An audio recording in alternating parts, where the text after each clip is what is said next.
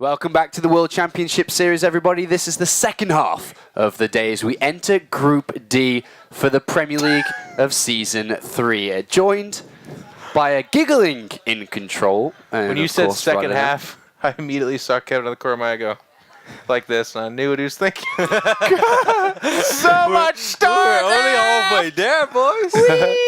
We have a great group ahead of us, though. This is a fantastic group that we got. Let's take a quick look as we enter the second half, as Rotterdam checks his watch once again as we get into the graphic. It's quite beautiful. It's a massive group with 3 players out of the 4 that are looking at a spot to play at the global finals. It's a huge day for these guys.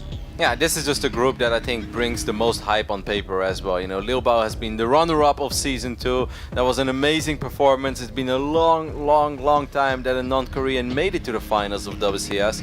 And then, of course, there is 4GG, who has so much to make up for. Like, oh my god, what happened in Season 2? Like, all of these games, we still remember them so well. I'm sure he remembers them very well. Then there is Jaedong. We're always excited about Jaedong, especially Jeff. That's why I'm sure that Jeff picked Jaedong as well to win his first series. Yeah. And then, of course, there is Igus. And one of these guys is going to join the 3 that have gone through. It's very difficult to pick which one's going to do it. Igas, the best New Zealand player there is. I'm just kidding. He's clearly Australian. Jeff has been making a track record with those Aussies and New Zealandese down there. These Kiwis. Is See, now I don't say that because I think that's derogatory. Kiwi is fine. No, Kiwi is. I don't think you can call them Kiwis. They're actually designing a new flag right now.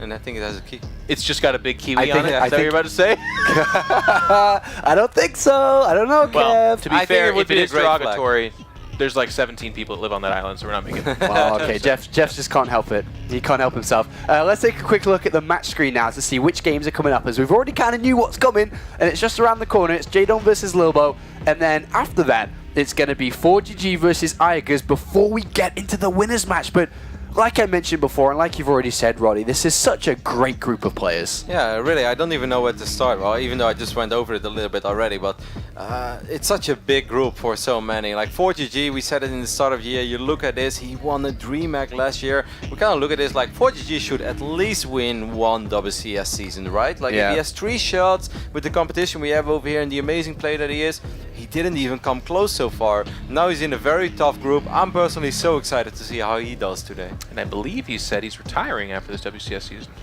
Oh, well, he's got to make up for it this season because he's got a lot of work ahead of him. As our first match is Lilbow versus Jaedong as the Tyrant comes to Poland. I won't get WCS, but sometimes make me very stressful. My strength is confident. I like cheesy opponents because always fun game.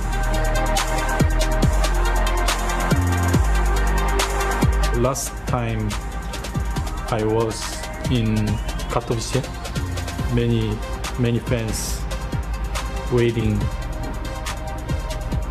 line. It was huge and very energetic. Final.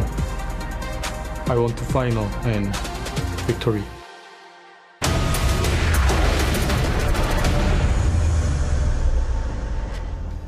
He wants it, but can he get it? Top 8 in Season 2, and he comes fresh into Season 3. And is he going to get what he really wants in Control? Yes. I think he's actually in pretty good form. I know that's, again, we're going to me first, and everyone's like, oh god, here we go. But to be honest, his results have been pretty good. He did fairly well at MSI against some very good opponents.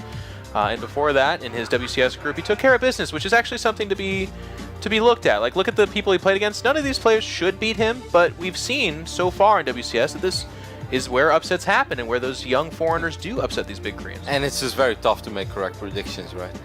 It's the hardest. No, but to go even further, let's not forget about the tournament he had in Canada, the base trade tournament. Hell, it's a boot time, as they really emphasize it. Yeah, a boot. Yeah. No, I mean, he made it to the final, got so close, and I would even say in that final, like, it may be a little bit unfair to say towards Jan, I kind of felt he played better. Like, he lost all the short games, but the longer games, I always felt that Jaedong made the difference. Okay. He looked very good in that finals, and he looked very good throughout that entire tournament, and that must give him a lot of confidence. A lot of fans are agreeing that Jaedong's in the best shape he's been in a long time now.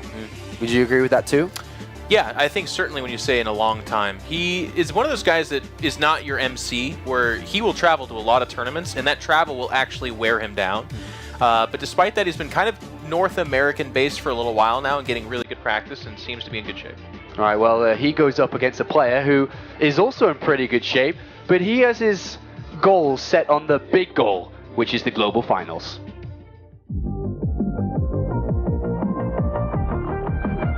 I've been playing video games since I had a computer in my room, basically, so at 9 or 10 years old, I think.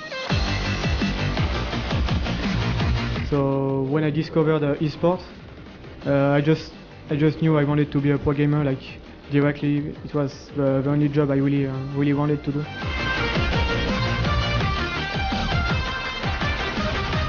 I think the best thing to win a match is to have a very clean early and mid game, like try to play as perfectly as possible during the 15 first minutes.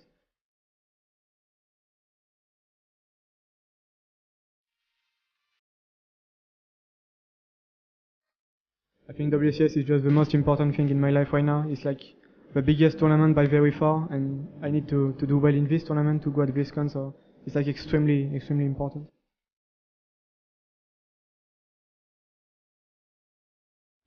The runner-up of Season 2 has absolutely all the eyeballs of the world on him right now. He's the hottest thing in the last couple of months.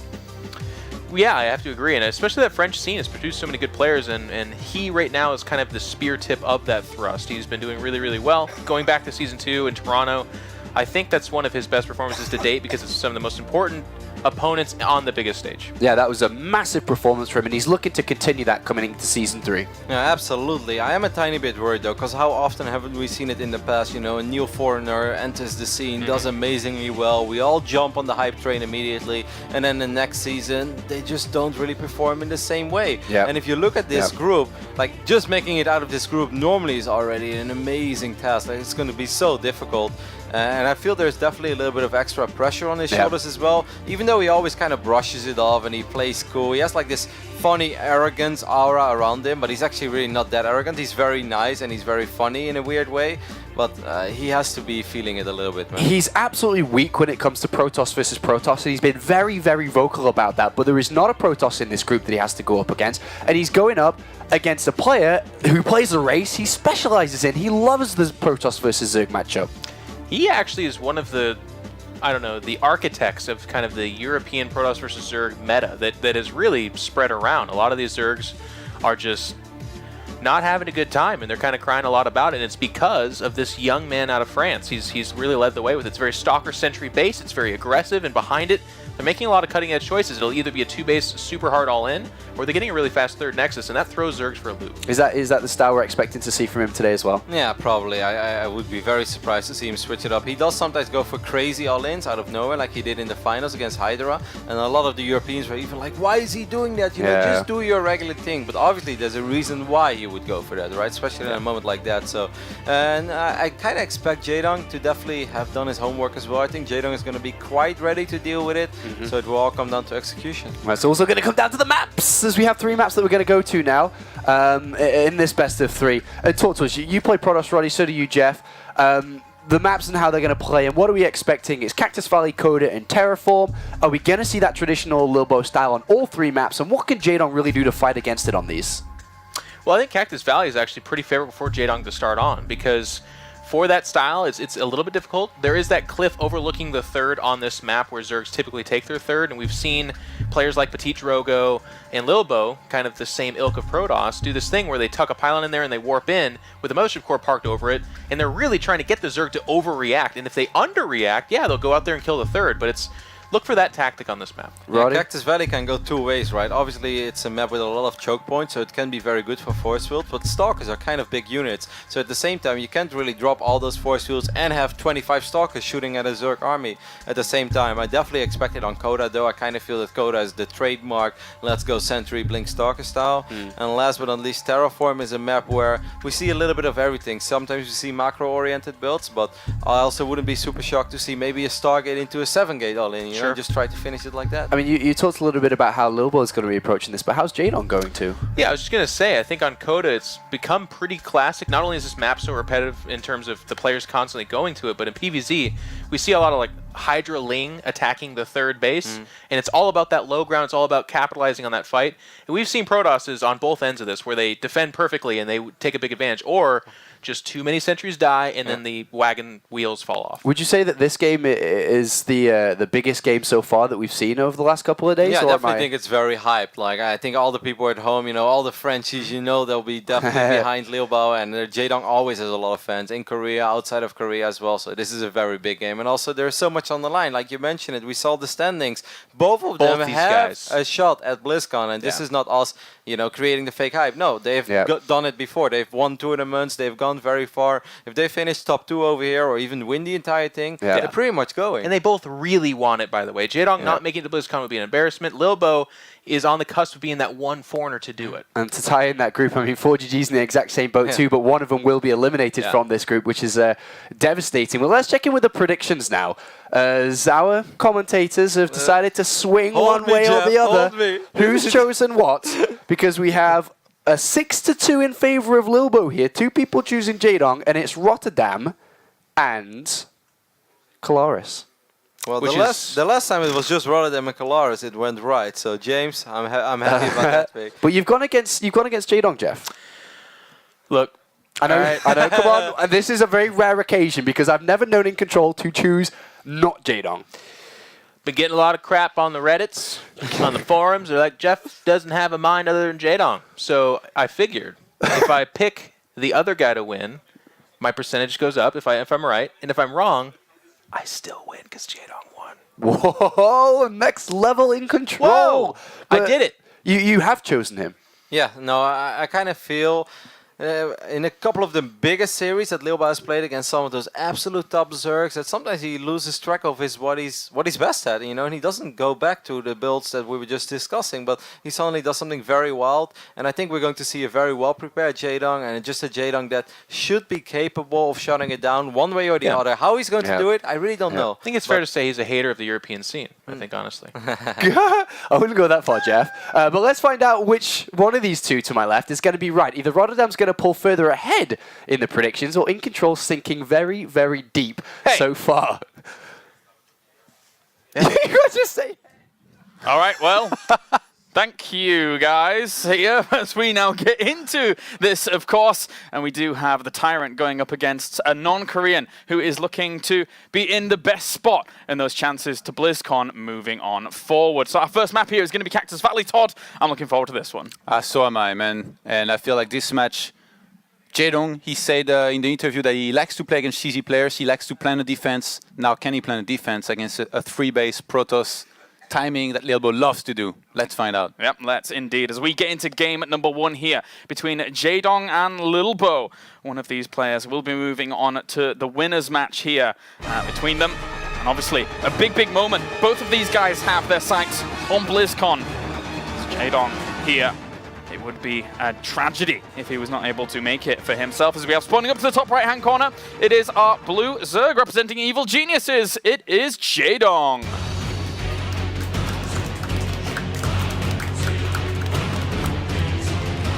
And down to the bottom left-hand corner, one of the best non-Korean hopes in the World Championship Series in 2015. Representing Team Millennium, it is Lilbow. Already, he is making some moves. Yeah, currently sitting in 25th position here in the WCS World Rankings. Lilbow here with a very, very deep run, a grand finals, or even a win. Definitely will make a huge step towards qualifying here for BlizzCon and the World Finals at the end of the year here. But now, he's gonna need his best build. And by the look of things, He's going to be opening with the Forge here. Just one single probe scout because he saw the Overlord here of Jaedong at the 12 o'clock position. And now he knows that if there is a hatchery first, he can just try and cannon rush that natural. But there isn't going to be. Jaedong adjusted. Not sure if he was planning to go for a spawning pull from the start, but either way, it's going to work out pretty well for him here to go for that pull first and then going for the hatchery at the natural. Yeah, I think the drone moved out towards the natural location, but then upon the Overlord actually spotting it, he was decided to pull on back, knowing that this probe was quite early and didn't really want to take any significant damage, or even just barely lose the game out to something like a crazy old cannon rush. Yeah, this is what Jaedong mentioned in the interview. He loves to figure out what his opponent's up to and then defend it. And then from there, he knows exactly what he has to do to win a game from when the time he finally gets ahead. So if Lilbow was to try anything special here, and he already has here with this cannon rush that he wanted to go for, I feel like Jaedong, as soon as he identifies it, he's going to increase his chances of defending it by a lot. But Lilbow already having opened like this, it kind of feels like it's a really good position here for Jaedong already, because he's going to be able to drone up safely for the longest of times. He's going to start a third hatchery here, and he's probably pretty happy with the way things turns out already here in map number 1. Going for that hat-trick, getting that on down here. And Lilbow, I mean, what are you expecting from him, Todd? Are you expecting him to go to the later stages of the game, or are you expecting him to try and do something like we saw against Hydra in the final of WCS Season 2, trying to mix it up and get a bit aggressive? Usually Lilbow always mixes it up a minimum. The Lilbow build in itself is a 3-base Blink Stalker. Yeah. Timing with 9 gateways and only 5 gases. So I'm expecting to see this at least one time. Now, because of the way Lilbow opened, it's not necessarily sure he's going to go for something like that. This might encourage him to do something a little bit more on the, I guess, all-in side of things, especially on a map like this, where like you can hide something in the back of your main rail line and then make sure it doesn't get scouted by getting a Stalker and shutting down any kind of Overlord scout. So Jaedong, in this case, he's going to have to work a lot to make sure he sees whatever's coming, I guess, from Lilbow. Do you have that Cybernetics car going down in the main base here for Lilbow? Obviously, all of that little things have been slowed down slightly because he did go for a Forge opener. It's not necessarily the quickest of gateway Cybernetics cores that it could have been, but Ling scouting on around here, and Lilbow does have a beautiful keyboard. Oh, it is beautiful. He actually got inspired to get that from Funka. Oh, really? Yeah. Funka lent his keyboard to Lilbow in the tournament. I think it might have been... Was it Toronto? There was one tournament, I remember, where Funka lent... Yeah, I think was he nodding just now, Funka? Yes. Oh, yes, that's a yes. Yeah. He's communicating with us through his observing. Wow. This is next level. That is pretty next level, yeah. He's been trying all this time, can't say anything, and just has to give us little shit camera shakes and things like that, bless him. But Stargate's going to go down here by Lilbow to try and start things off here. Yeah, that's interesting. Usually you don't really see too much Stargate play, I feel, out of Lilbow. He's definitely more of a Twilight Council Blink Stalker play kind of guy. And now this could be a number of things. Almost every time, though, it's going to be for one or more Oracles to try and kill a few drones here. And they're already having a Forge. This is very encouraging to maybe try and get something like a +1 behind this and some kind of 2 or 3 Gateway Zealots. But Lilbow is definitely capable also to, I guess, throw down something like a quick Robo, Tech to Colossus quickly, and then doing either a 2-base timing or even some kind of third Nexus that he won't necessarily use. That's why it's so hard to play against him. He's super tricky.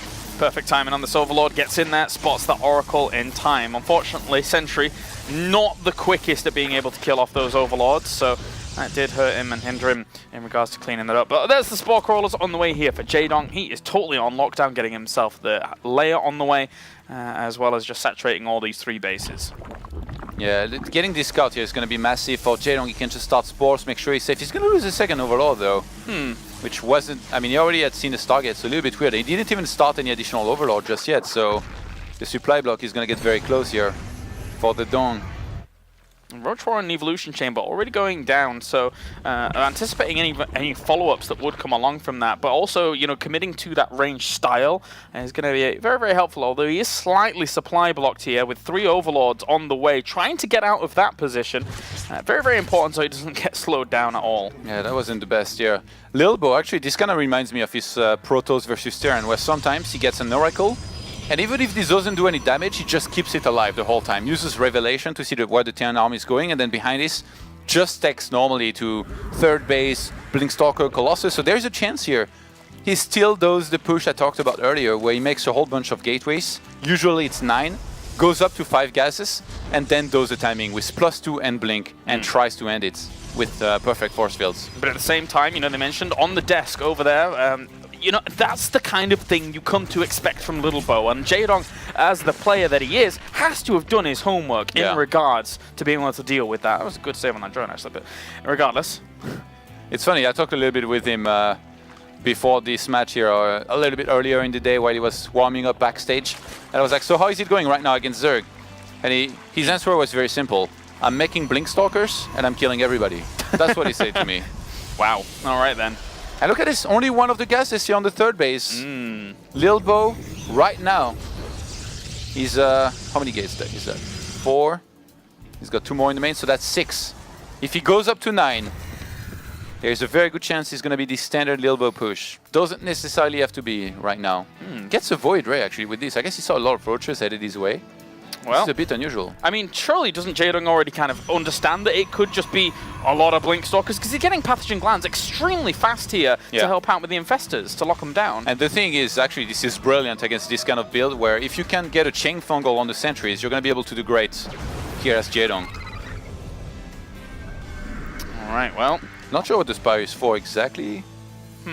Maybe some kind of afterwards? Yeah, I mean, Jaedong is not committed to anything right now, so maybe he's waiting until he sees what else is coming out of here of Lilbow, and then decides whether he wants to go into Mutas or commit more to Infestors. So many gateways, extra 3 being planted down here in a moment. Completing these full wall-offs, he doesn't want any run-bys to come along and try and deal with some damage while he's establishing this huge, huge Stalker force. Yeah, that Void Ray is going to chase everything away. +1 melee attacks here starts for Jaedong, who's banked so much gas. Oh my god. 1500 gas here. Is he really waiting to go into Mutas? Yeah, he might just start 15 Mutas now and then harass all over the place here. On a map like this, it's actually really hard to blink between the main and third base here. The thing is, Lilbow, there is, I mean, with the amount of gateways he made, there is no Colossus transition on the way, no Templar Archives. He's going to start moving out. He wants to go for a timing. He's proxying pylons in the middle of the map and he's going for it. This is going to be a bit scary here. I mean, he's got 18 Mutalisks on the way, but they are not straight-up engagement units that he necessarily wants against this. Once Guardian Shield goes down and is able to slow down the damage being done to Blink Stalkers alone, it's not the best of spots, but how well are the Lings going to be able to complement is the big question. If you've got a full 360 surround, that could work. Yeah, the Mutas. I really wonder what the Mutas are going to go here. Does Jaedong try and counter-attack, in which case he exposes himself to a base trade, or does he try to fight? I think he might just try to fight here against this if he gets enough, but Roach just gets caught in the middle of the map here. Good blink forward, seals those in with the force fields as well. Here come the Mutalisks going in for that engagement. They're focusing down the sentries, bringing those down as quickly as he can. Needs to get on out of there, losing a few Mutalisks for that, for just the Stalkers alone. But Jaedong lost so much to do this here, and army supply here. Lilbow is now going to be ahead. This is a disaster of a situation for Zerg to be in. Jaedong might get desperate here and try and place the base trade, but he's going to be spotted by this one Oracle there, and even revealed. And now Jaedong has just got to keep his opponent back somehow, some way, but he is kind of slowly getting pinned into the corner here. Gets himself the Mothership Core, has to run away with the Mutalisks, cannot engage this army directly. That's so many Stalkers. Yeah, I mean, Lilbow at this point, I think he's just going to be happy to attack no matter what and send back in defense whatever he needs to send back here to make sure he can defend properly against those Mutas. Jaedong's trying to buy time and he's doing a good job of that, but I just don't know that it's going to be enough. Still so many Stalkers. Gets himself that pylon that's going to be able to reinforce, though. They're getting that probe would be very important as well, because there's not that many pylons close by here to be able to reinforce. It's going to take actually this engagement. Doesn't really have too many Lings, but he's going to try and wrap around up towards the top. Blink has been used here. Those force fields preventing those Lings from actually even getting on top of this. Army supply at the moment vastly in favor of Lilbow, who blinks forwards into the Muta flock and is able to kill a few more. Yeah, this Muta transition here, a huge misread out of Jaedong against a Protoss player who loves to mass Stalkers and then go for attacks. You don't do that. You don't go for Mutas. You get more ground army,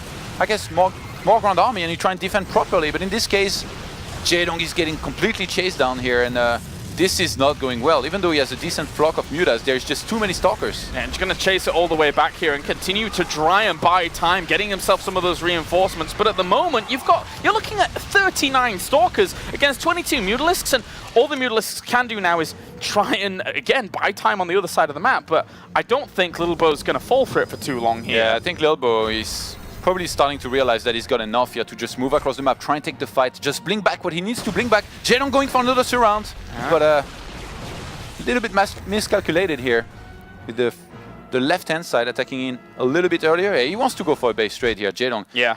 If you can beat your opponent's army, you shouldn't try to beat it. You should just go for the base trades. And in this case, I think he's identified that there was way too many stalkers. Anything else just doesn't make sense here for Jaedong with the army that he has. At the moment, the Lings are going to flood forwards in towards this small little gap and try and put on some pressure against this location, but he needs to send drones everywhere. He needs to expand in other weird locations, but doesn't have the money to do that. The drones are going to evacuate on out. Yeah. Jaedong is going to go for the base trade. We've seen him in a lot of these weird, wonky base trade situations before with Mutalisks, but against that many Stalkers, I'm not sure. Yeah, with the supply that Lilbow has right now, he needs literally a monumental mistake here to lose this series. Yes, he does. Very, very difficult. At least he's able to shut down that Stargate from actually producing anything else. But even though Stalker's warping in alone back at home with +2 weapons against just this small... Oh, Lilbow's not moving his main army. Can't be wasting too much time there, but I mean, back at home he's not doing too bad. He's dealing with those Mutas right now quite nicely, but there might be enough of them to kill all of these Stalkers. How many Mutalisks are we at the moment? Still 21 on the map against 43 Stalkers. Yes, he will be able to kill off that small army. Yeah, but those are across the map, I guess. Yeah. Also expanding down towards the bottom right-hand corner here is Jaedong. The army supplies are very, very close at the moment. Lilbow is chasing a bunch of drones on the bottom right-hand side here. Oh, these are most of the drones that Jaedong managed to escape with. I don't think he's got too many more on the map. Actually, yeah, he doesn't. Uh-oh. This is a big deal here. He needs to be able to kill off this base. He needs to shut down all the production here. And at least, I mean, he doesn't have like a mothership core to be able to recall to any of these locations once he kills off the Nexus. It's like they're racing to kill each other's walkers the fastest. And right now, Lilbow is killed 66. Jeez, that is so many workers going down in this small period of time where... Oh, that hatchery on the bottom right-hand side is going to die. Jaedong has a drone here on his third base. That's like the lone drone that he's got left. But he's not even going to have enough minerals to start another hatchery unless he cancels that one on the bottom right-hand side. Does he cancel? No, he does not. Oh my god. Oh my, 2 probes these are drones, alive. they're getting cut around the third base. Is that the last drones? No, there is one just below. Okay, so that's the last one. Drone. He's going to lose it. And he has lost it. So there's no more drones here for Jaedong at all. He's trying to eliminate Lilbow. He's actually going to be incredibly close. Lilbow is down to his last few buildings. He's got a probe on the bottom right-hand side ready to start a Nexus. Yeah.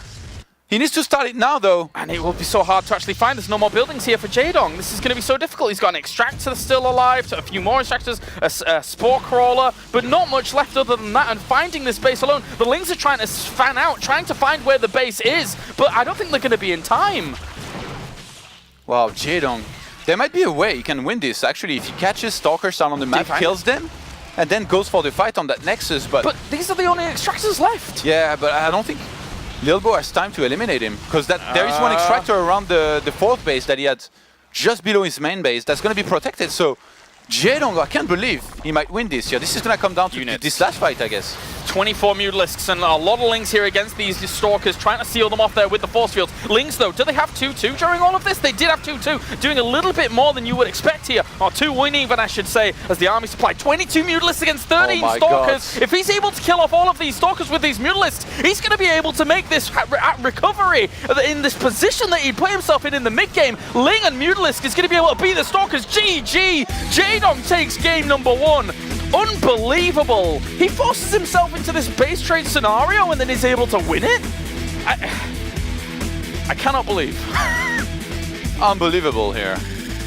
Lilbow, he had so many Stalkers with +2 and Blink already. He left everything across the map. Even his army standing the way it did for just a second, that was a huge mistake. He wasted a lot of time doing this, and in the end there was 2 Extractors left for Jaedong. Imagine if that hadn't happened. There was a way here he could eliminate Jaedong earlier.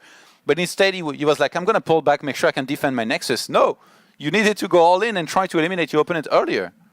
That was quite a crazy situation there in game number 1. We're going to go to a short break, and when we are back, it will be game number 2 here between Jaedong and Lilbow.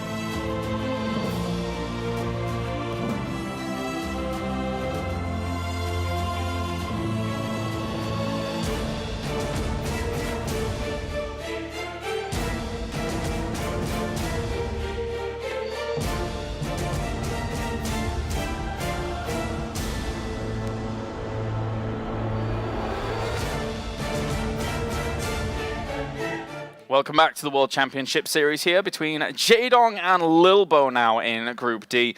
And after what we just witnessed, I really didn't expect JD to be able to make the recovery. Despite my prediction for this one, I was really dreading the loss there from him, considering the way he'd opened up against an extremely potent style there from Lilbow. This is the crazy part about it too. We're like so excited. We're like, what an amazing game and comeback. But Jaedong is probably like, just another day at the office, boys.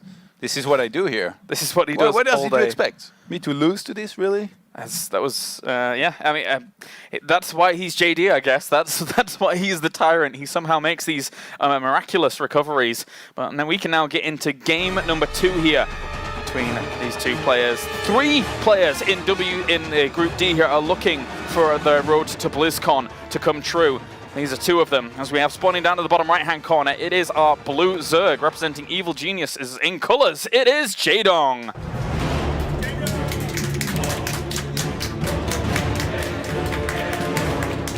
And up to the top left-hand corner, one of the French hopes here in the World Championship Series, representing Team Millennium. It is Lilbow.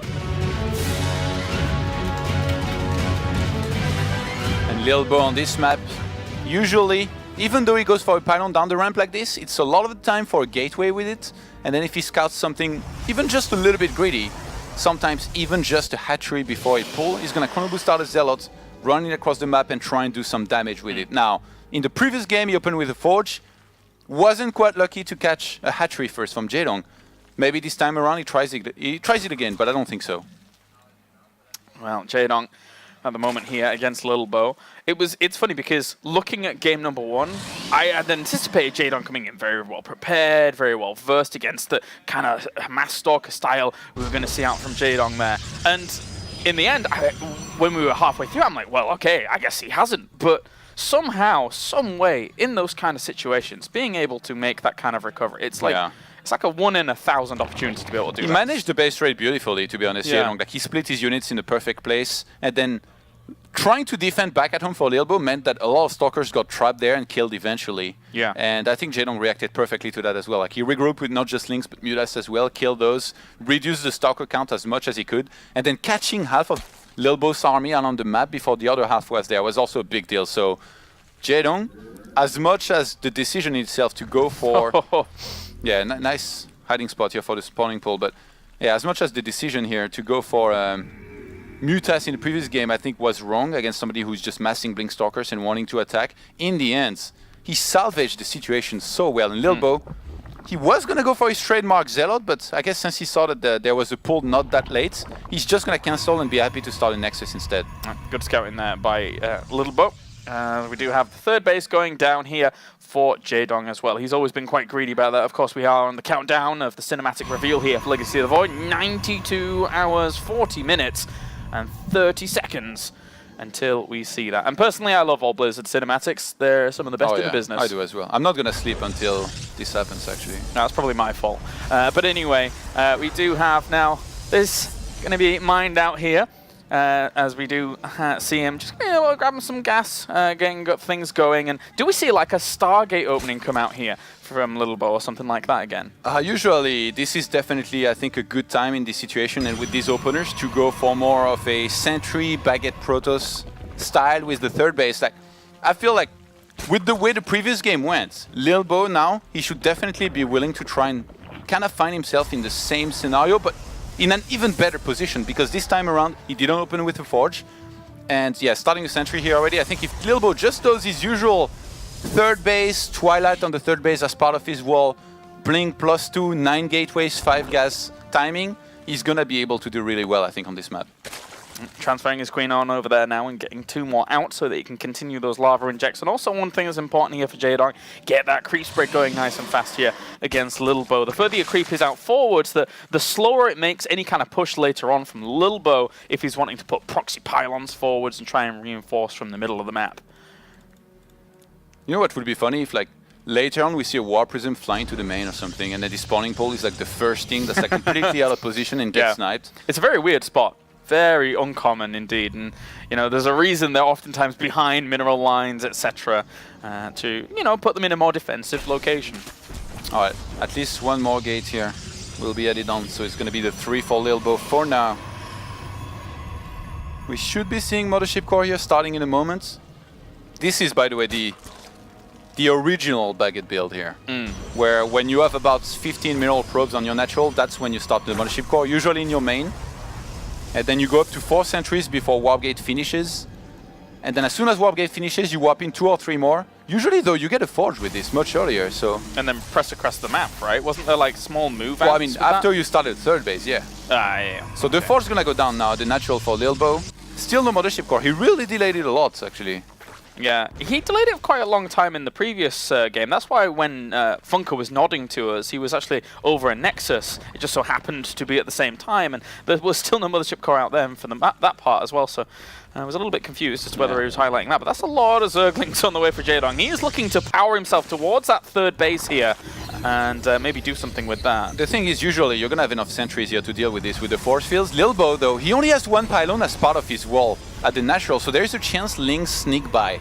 If Jaedong spams properly behind that Zealot, which I think might be the plan here. I don't think he has full vision like of these Lings actually moving forward. Yeah, This look, could be he's gonna very, spam. He's going to try and go on through here. How much is he going to be able to get done? He separates some off there, looking to go towards Oh, he's that gonna get pylon. force fielded. Oh, my gets god. every single Ling trapped in there. The sentries, yeah, trapped out, but there's Can not he enough force Lings on field the other behind the side. Zealot? Yes. Lilbow is going to be killing so many of Wow. those Lings here. I don't even think he cares about getting surrounded. Spire started back at home for Jaedong. Tries to get onto some of these sentries here as a kind of compensation move, and at the same time is expending a lot of energy on these sentries. A huge thing here that happened for Jaedong that actually he might have been able to kind of anticipate is that Lilbow almost always keeps Robo, so he's not going to have any observer to scout that Spire, and since he had to force field so much, look, he's trying to bait more force fields here. Right now, Jaedong, he doesn't care about losing these links, he just wants to make sure that this Spire tech is going to be hidden all the way, and now Lilbow eventually starts his Twilight Council, but he's not going to have any idea about this Spire for the longest time. Gets himself a free sentry, but at the same time, it's not free anymore as he gets sealed in there with a lot of those Lings. He knows that we're going to be dying off during all of that. The sentry with the most energy right now has 56.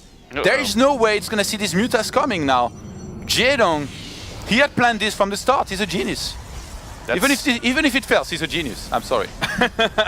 Well, we'll find out in just a bit. With the Spire finishing up very soon, like if he doesn't have more Stalkers available, all he has is sentries right now. Yeah. He's lost 54 Zerglings to the Yes, two but he hit sentries. his build, guys. Exactly. It's like this is very interesting to watch. Look at that, 800 gas just about to bank up as this Spire's about to pop. Jaedong is looking to launch across the map here and really put on the hurt. Yeah, this is like Lilbow not knowing. In the end, he's just going to be getting a lot of Blink Stalkers anyway. He's on his... Oh, he starts a Robo, actually. Interesting. Usually Lilbow skips that for a very long time. We see all the additional gateways starting. He's going to go up to 8, 9. It's the Lilbow build.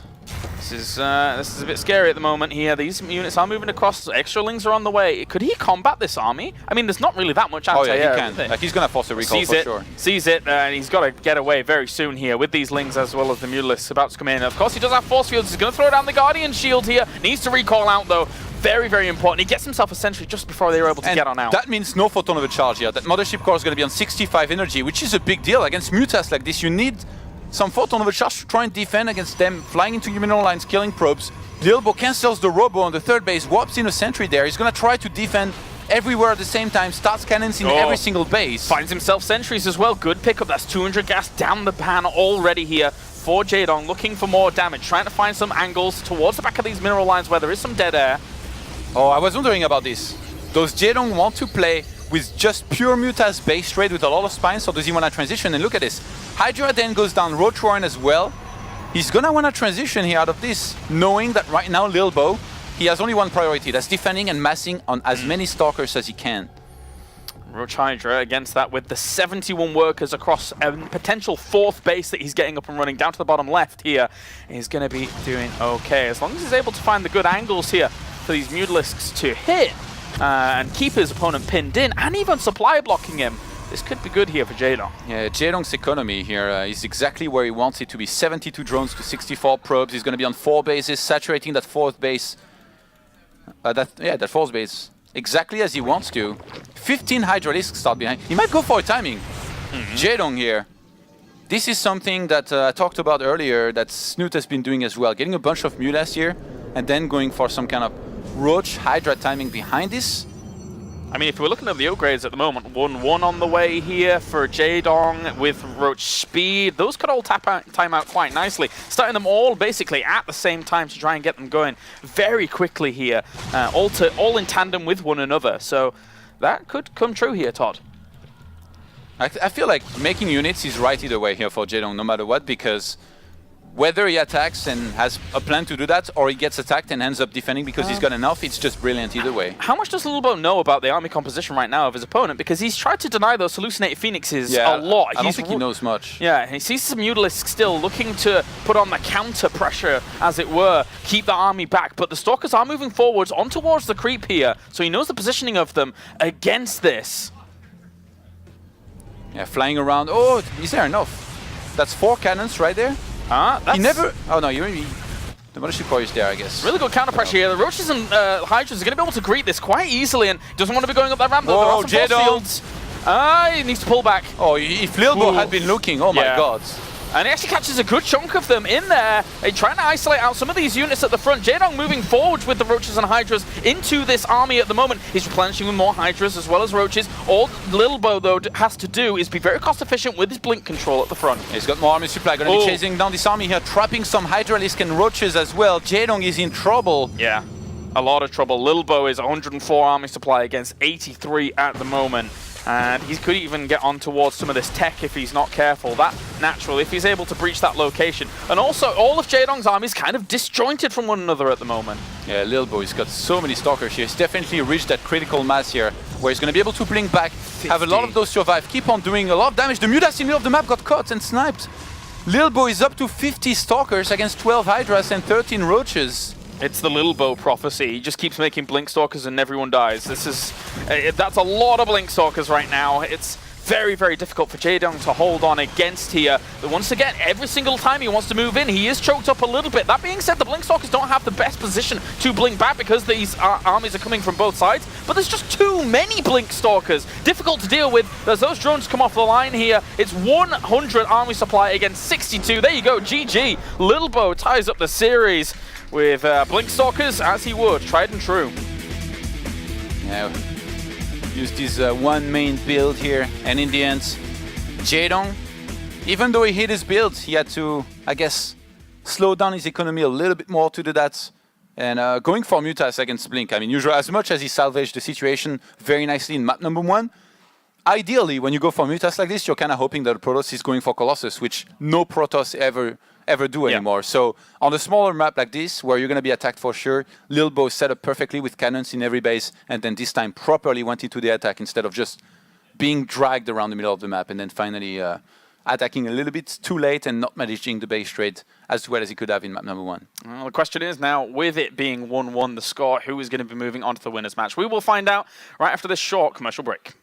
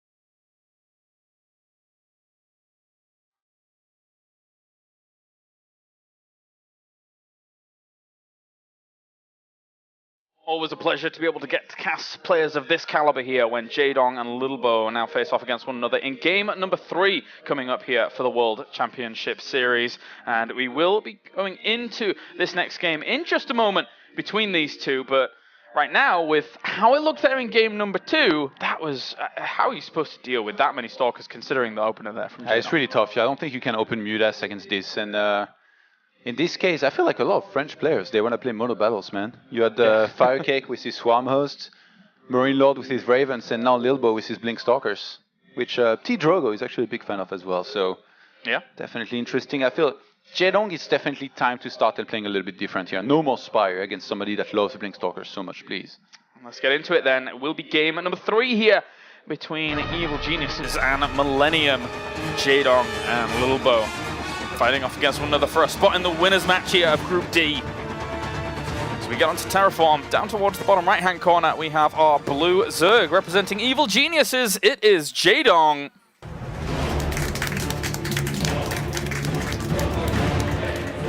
And up to the top left-hand corner, we have our red Protoss representing Team Millennium. It is Lilbow.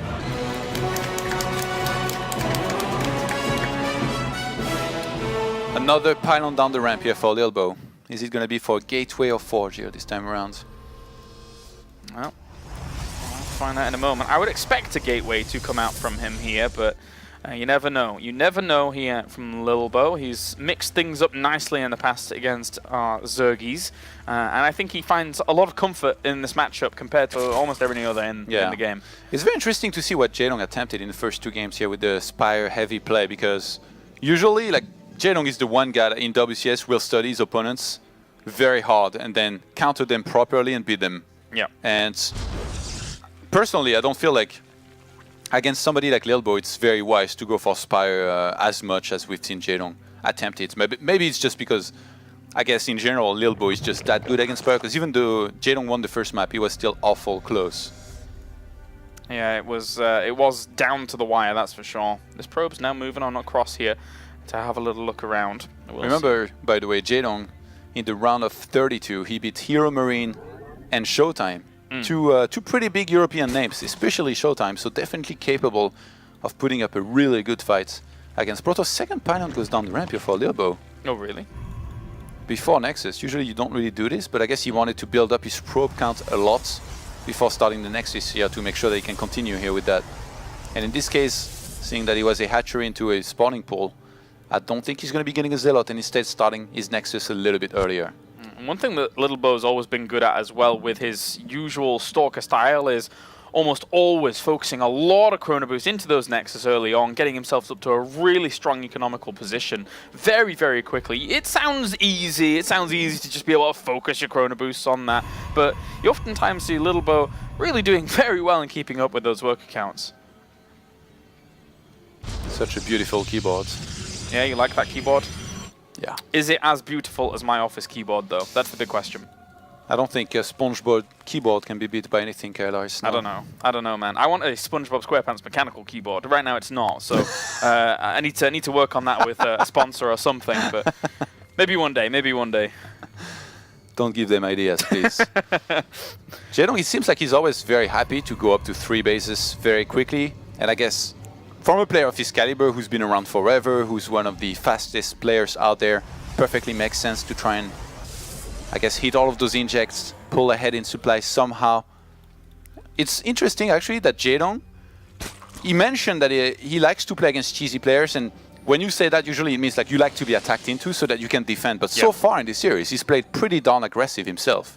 He's made quite a few units early on in those games, you know, starting with those Lynx in the previous game. Before that, he made a bunch of Roaches to try and run around for a little bit. So definitely hasn't tried a single time to drone up very heavily in the first place, even maybe taking any risks, and then later on going to units. One thing's for sure, though, is that Lilbow is just using his usual style as his crutch here in this series. It's the way he's going to play. I wouldn't be surprised if he went back to the same build again here, just goes straight to those Blink Stalkers, uses those as the true go-to, because it really looked impenetrable there against what we were seeing from Jaedong in that game. Although 2 extra gateways. Yeah, Lilbow made a Stalker here after the initial sentry. Oh, it's only in the back. I really wonder why. I think maybe he hoped that an Overlord would be sent in a little bit too early by Jaedong so he could snipe it easily, because before the sentry kind of took forever, like you pointed out, that they are not the best units to take out Overlords too quickly. But in this case, No Overlord was sent in just yet, and Lilbow behind this. He's just getting 2 gateways. Maybe he wants to throw off Jaedong a little bit. Yeah. If you spot a Stalker, there is a chance there's going to be a Stargate or maybe some kind of DT play sometimes. So a lot of the time as a Zerg, you're going to have to get blind Spores, which in this case, Spores are starting. Yeah. That's a win here for Lilbow. Definitely. It's you're hiding away something that is just usual, but then it instills the fear of God into Jaedong.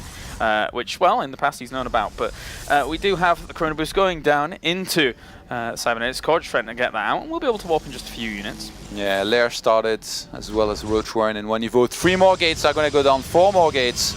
Lilbow. Oh, okay. I guess that's what he wanted to hide here. A little cheeky 7 gates. Probe moving out towards this location, and I think overall he's making it look like he really wants to take this place. It's interesting actually that it starts a little bit later than it would usually, at like 7:40, 7:30. And Lilbow, I think this might actually work. He starts an 8th gate here right now. He started. Jaedong spotted the 3rd Nexus, but didn't even try and check for a wall of which there isn't. There is only a single pylon there for Lilbow. So in this case, Lilbow is just gonna be hitting hard here. And Jaedong is, I don't think, going to be ready. He started all of his extra gas geysers after that. He started a huge round of drones. Now he's going to start roaches here as all of this gears up. But this is going to be a lot of units hitting him very soon. Lilbow is hitting it through an avenue here where there is no scout at all for Jaedong. Jaedong starts a 4th. He wants to start a 4th base here. He sent a drone there. Starts an infestation pit. You don't need tech against this. You need units, Jaedong. Yeah. You need to start a lot of units here right now. Sees a probe up towards the top. He's scouting with an overseer right now. He sees the additional gateways. Jaedong's gonna start 28 Zerglings, but it's very, very late to start and adding units here. Yeah, needs to buy time somehow, some way. Pylon's gonna go down right on the edge of this creep. Perfect little launch pad here for Lilbow to move him forwards. That being said, actually it's Chemicals because the creep goes a little bit further forwards, but that's only 7 or so roaches with not that many lings. Yeah, force fields are gonna reign supreme for a very long time. Roach speed and Zergling speed is missing here. For Jaedong, he's getting +1 melee. This might not even finish on time. He's gonna take so much damage here against these force fields and this massive army here of Lilbow. He's really misread the situation at the moment as Jaedong is gonna try and pull around to the left-hand side. Gonna get cut up there though by some of the force fields. Some of those lings at the front are just gonna get shredded away for free. And this 3rd base is sacrificed. There's no way he's able to behold this. Yeah, Jaedong is in so much trouble. It's funny actually that he's got a base trying to go up just above this. Yeah. Like in enemy territories, behind enemy territories. Jaedong's gonna get right back in there. Gets force fielded in. He is in a very, very bad position right now. Definitely. The Lings and Roach is going to try and counterattack to seal off some of those pylons if they can, or even just, it looks like he's going to have to dart on away knowing that those Stalkers could come back and easily clean that up. He needs to return every unit he can, but even these 3 Roaches alone being thrown away is not a good position at all for Jaedong. Yeah, he needs way more Roaches here if he wants to hold this properly. But right now, 72 army supply to 64. Again, force fields are going to be very, very important here. Jaedong is trying to hold on.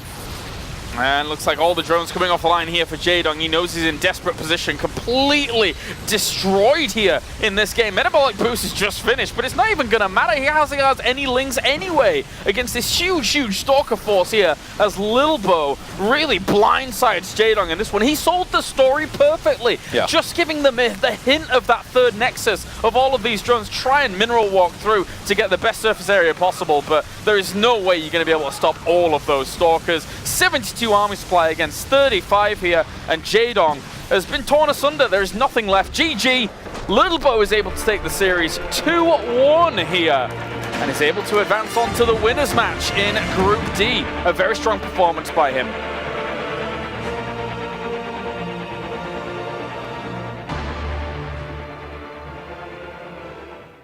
Congratulations to Lilbow there, and can't help but feel, Roddy, that he probably felt that could have been and should have been a 3-0. Oh yeah, the game 1 was absolute bonkers, man. We're sitting here, we're screaming, it's like, who's winning, who's winning, he's winning, he's got it, no, yes, yeah, he still got it, and then suddenly Jaedong does the impossible, but in the end, just wasn't enough. Game number 2, pretty decisive victory, I would say, for Lilbow, and game number 3, yeah, it's that transitional turret. Yeah, home story cup shout out. Even game number 1, super exciting. Jaedong has become kind of the base trade exciter. Like there's so many tournaments I can think of over the years where it's these amazing base trades. But it's kind of tough because even in that one, there was some weird decision making, like the decision to kind of waffle back and forth and fight in the middle of the map when he's very much so setting up a counterattack army on a map that begs for counterattacks. We all talked about this. He knows it. And the Protoss is stuck on Stalkers. And then these like really bad Phoenix came out. Like it was like Jaedong, take the game. Take it, please. Yeah. And he did. And then for the rest of the series, unfortunately, Lilbow kind of went back to, well, unfortunately, if you're a Jaedong fan, great if you're a Lilbow fan. Lilbow went back to his tried and true, man. Blink Stalkers or Stalkers and Sentries. That is, he's the best. He's the best with those guys. What was the divider between the both of them, do you feel, in this series? What made the difference for Lilbow? I felt that Jaedong kind of played into Lilbow's build in game number 2. Like, I think that Lilbow's completely okay with playing against a soft Muda switch and then going into Roaches and Hydras. I think that only works if you do a crazy amount of damage early on, or you're so much richer. Because the moment you start producing those Roaches and Hydras, they have no upgrades at all. And you're fighting against Stalkers with +2, and a guy, like Jeff said, is absolutely phenomenal with Sentries. Guardian Shield is always going to be active. I know it's not very hard, but it's one of those small things. And his force fields, and especially the whole position that he always has, like whenever I walk around with that army composition, it just feels like I can't kill anything, you know, and Lilbow just makes it look so ridiculously easy. I super agree with him. And there are other players where that switch to Roach Hydra ends up being the really cool, decisive move.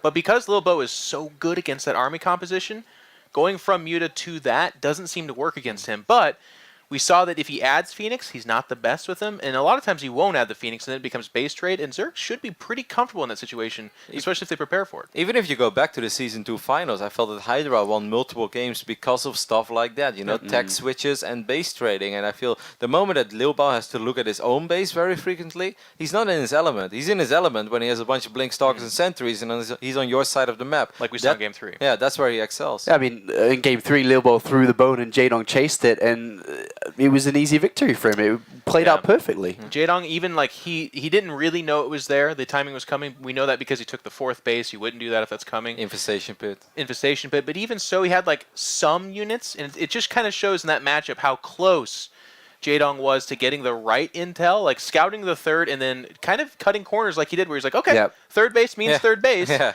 for us Protoss, it's like 3rd base doesn't always mean 3rd base. Was it Jaedong's mistake, or was Lilbow's excellence in execution? Goes both ways. Like, obviously, Lilbow was selling it very convincingly. Like, it's easy for us because we've got all the information. We like 7 gates, stop making drones. As a Zerg player, you know, Lilbow did a very good job in selling that.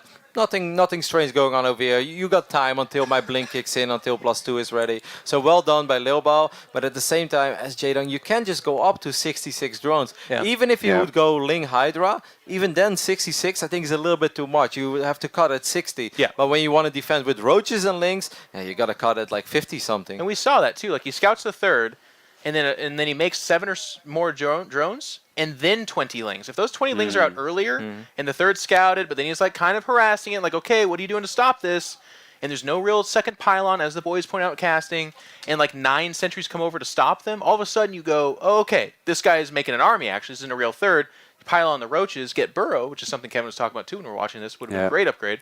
And all of a sudden, you're able to hold it off. I mean, one of the best ways ever to shut gateway pushes down like that, when there is no blink, when there is no robotics facility, is Burrow as well. But also, you don't start fighting on your side of the map. You start fighting in the middle, or the moment that those units move out. Because then, as a Protoss, you have to worry about that little probe, because the probe is everything that you have. So you're gonna slow him down. You buy more time for yourself, and then suddenly Zerg has a 30, 40, 50 supply army lead, and that's when you can actually lose a couple units to force fields, but you'll still be okay. But most of the time, when the fighting starts at your 3rd base, it's already too late. Well, Lilbow takes this game 2-1 and moves through to the winners match, and we'll play one of the times. We can check in with the bracket to see exactly where he is. 2 Terran players are going to be going up against each other in a moment, where they will fight for a position to play against Lilbow for a position at the playoffs. But Jaedong is done for today, unfortunately. He will have to come back tomorrow to play in the elimination game against the loser of our next match, which we'll be going into very, very shortly, as Iagers from Australia takes on 4GG from Korea, Germany.